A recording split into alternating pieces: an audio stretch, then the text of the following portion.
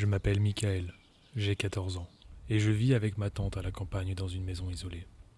Notre voisin le plus proche réside à environ 10 kilomètres. Ma tante travaille de nuit et ne rentre qu'au petit matin. Je suis donc seul à partir de 21 heures. J'ai toujours aimé vivre ici. C'est calme, c'est sauvage. Il y a plus d'animaux au mètre carré que d'êtres humains ici. Le calme et la sérénité qui entourent cet endroit sont incomparables. Ce jour-là, c'était une mauvaise journée. Il n'a pas cessé de pleuvoir et il y a eu de l'orage. Ce dernier a causé de nombreuses coupures de courant, interrompant mes parties de jeux vidéo.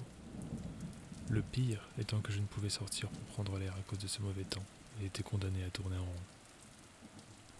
Le soir venu, ma tante est venue me trouver dans ma chambre afin de me prévenir de son départ pour le travail. Rien d'inhabituel.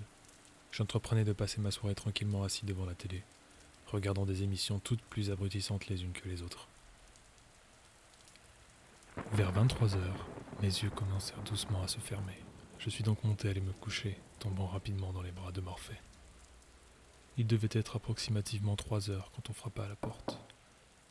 Le bruit semblait lointain dans mon esprit, puis il se fit entendre de plus en plus fort, et je me réveillai. Qui cela pouvait-il bien être ? Ma tante travaille encore à cette heure-ci. Et quand bien même, elle avait les clés. C'est chez elle après tout. Sans allumer la lumière, je descendis l'escalier et jetai un coup d'œil par la fenêtre afin d'apercevoir la personne ayant frappé à la porte. Il n'y avait personne. J'ai tout d'abord pensé à une farce. Mais qui aurait pu venir jusqu'ici, et par ce temps, dans le simple but de toquer à ma porte avant de partir en courant ? Finalement, la théorie qui me paraissait le plus réaliste fut celle de l'animal sauvage, ayant gratté ou cogné la porte. Je remontai me coucher. Alors que je me glissais à nouveau sous ma couverture, je l'entendis. Un son lourd provenant du sous-sol, comme si une lourde caisse en bois venait de tomber d'une étagère. Je mis cela sur le coup de l'orage, et bien que de longs frissons parcouraient mon corps, j'essayai de me calmer. Des craquements dans le bois commencèrent à se faire entendre, et je me rappelai ce que ma tante m'avait dit. C'est une maison en bois, et le bois ça travaille. Ça craque sous l'effet d'un changement de température. Mais c'est le grincement suivant qui me glaça le dos. C'était le bruit de la poignée de la porte du sous-sol, j'en étais sûr. Ma tante devait la huiler, mais elle n'avait jamais pris le temps de le faire. La panique s'installa en moi, et je sentis mon corps se tétaniser.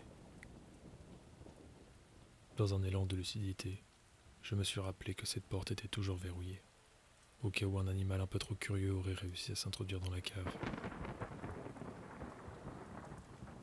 J'ai alors pris mon téléphone et appelé la gendarmerie.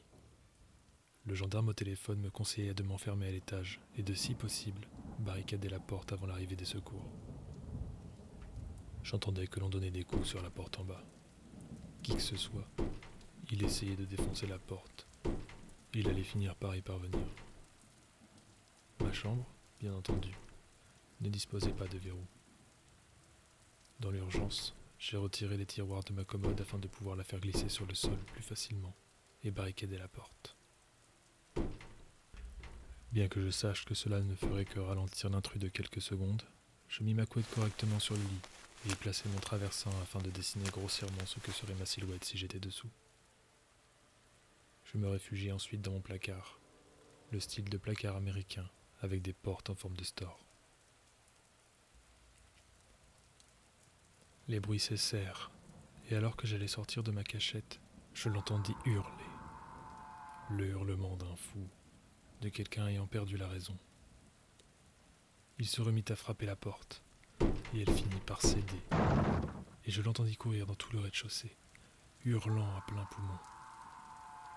Il lui fallut peu de temps avant d'atteindre l'étage, de passer rapidement dans les pièces vides, avant de se retrouver devant ma porte.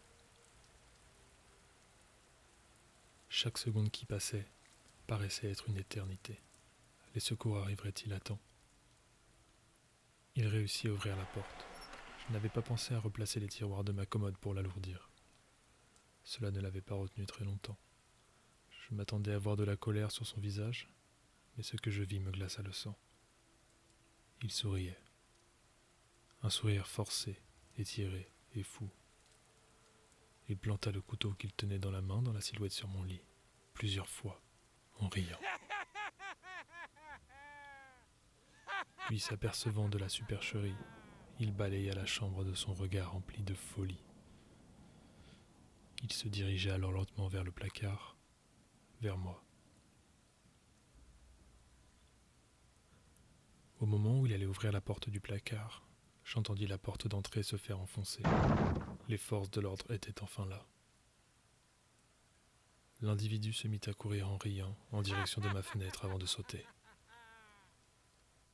Je sortis alors de mon placard et rejoignis l'agent qui m'attendait au rez-de-chaussée. Je lui racontai mon histoire alors que ses collègues interpellaient l'homme qui s'était brisé la cheville en sautant. Ce dernier me fixait en souriant. Et il a continué, jusqu'à ce que la voiture disparaisse de mon champ de vision. Nous n'en avons jamais réentendu parler, mais parfois, il m'arrive de voir à nouveau son visage souriant lorsque je ferme les yeux.